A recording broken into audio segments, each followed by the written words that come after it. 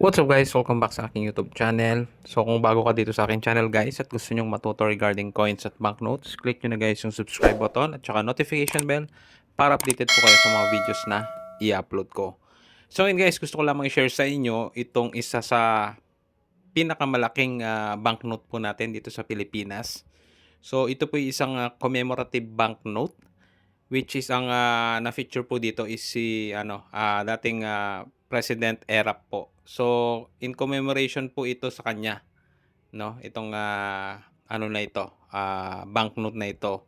Kanya lang po 'di ba, alam naman po natin na napatalsik po siya. So itong mga ganitong banknotes guys ay before ay available po sa BSP online store, which is ang benta din po nila is 2,000 pesos. So ang denomination po pala nito is 2,000 pesos.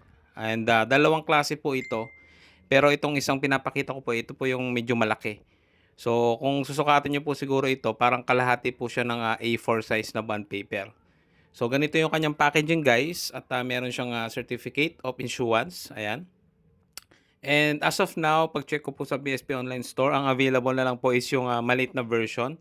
Itong malaki po is I think out of stock, or talagang wala na po talaga silang minsan kasi pagka may stock pa, ang nakalagay lang is temporary unavailable or temporary out of stock. Pero ngayon wala na siya dun sa choices guys eh.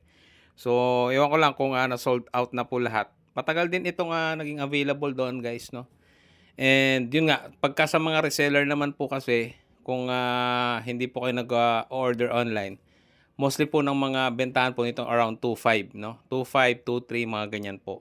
So, depende na lang sa seller po kung magkano niya po prefer na ibenta.